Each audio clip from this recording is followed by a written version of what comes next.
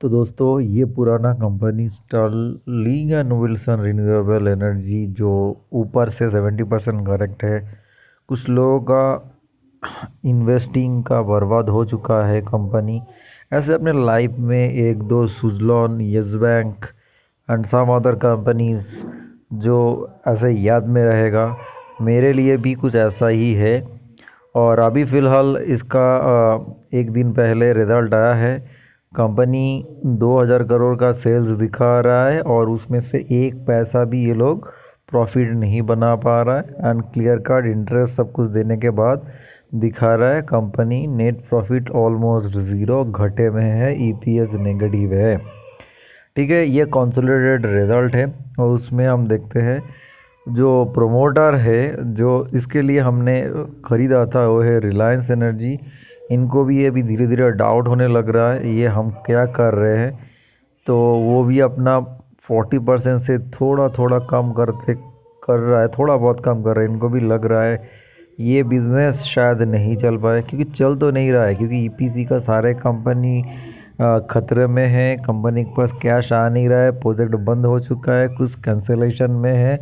उस समय में पंप एंड डंप जब हुआ था तब हम लोगों को पता ही नहीं चला था। हालांकि मैंने 2-3 अकाउंट में कुछ अलग अलग जगह पे ख़रीदा था, तो 2 अकाउंट में एट अ लॉस ऑफ 30-40% निकल लिया। और कुछ जगह पे अभी भी होल्डिंग है, क्योंकि मैं सोच रहा हूँ कभी अगर कुछ कर पाए तो वो इसी इसी लाइन को दर्शा रहा है। ये कंपनी का फ्यूचर अच्छा नहीं है, फ्यूचर में ख़तरे में है।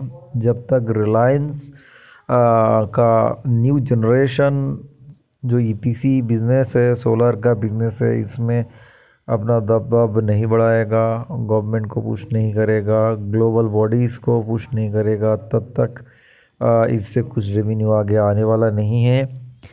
और जो यहाँ पे क्लाइंट है इन लोगों का बेनिफिट नहीं होगा तब तक। और ऑर्डर नहीं आएगा, और ऑर्डर नहीं आएगा, इसका मतलब है इन लोगों का सारे बिजनेस ठप। जैसे कि आप एक न्यू टाइप ऑफ बिज़नेस है बैटरी एनर्जी स्टोरेज सॉल्यूशंस, ये बिज़नेस भी ठप है। और रेवेन्यू आना चाहिए। पहले कुछ समय में लोग सेल्स नंबर को देख रहा था, मैं भी उससे देख रहा था, सेल्स नंबर काफ़ी अपटिक हो रहा था। लुक एट दिस इस टाइप का बिजनेस में सबसे बड़ा खतरा कहाँ पे है? खतरा है इनमें ओपीएम हमेशा देखोगे 1-2 का रह चुका है। कभी कभी 8 हो गया था, 6 हो गया था, फिर सारे नेगेटिव ज़ीरो। लग रहा था एक समय में ये कंपनी सरवाइव करेगा, बट क्या पता था वो ही जो नेगेटिव से शुरू किया वो नेगेटिव में फिर से आएगा। तो ये कोई फ्यूचर नज़र नहीं आ रहा है। इस सारे शेयर में क्या हो सकता है, आप ट्रेड करके अपना लॉस कम कर सकते हैं, नहीं तो कुछ कर नहीं सकते। इसका क्वार्टरली रिजल्ट अगर आप देखेंगे तो कुछ आपको फ़ायदा नहीं होगा, कुछ भी नज़र नहीं आएगा, सारे गंदा नज़र आएगा, कंपनी फंस चुके हैं।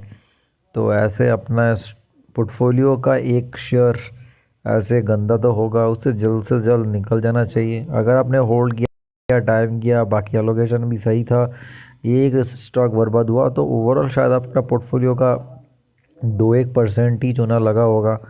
बाकी तो शायद ये सारे नंबर से क्या करेंगे, कुछ नहीं हो सकता, ये लोग शो ही नहीं कर रहा है इधर।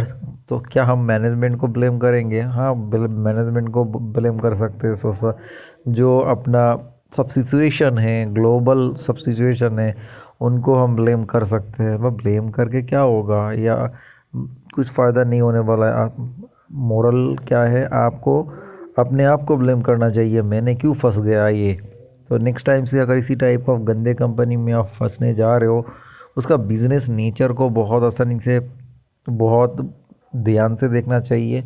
ये सिक्लिकल नेचर है, ईपीसी कंपनी ही ऐसा है, इसमें कुछ नज़र नहीं आया। इनकम भी बढ़ते हुए नज़र आ रहा है, इससे अब खुश मत होइए, कुछ नज़र नहीं आया। क्योंकि ओवरऑल ये सब क्या सेल्स किया, कितना सेल्स किया, कैसे किसे, कुछ मार्केट देखते नहीं है। मार्केट सिर्फ क्या देखते हैं पता है?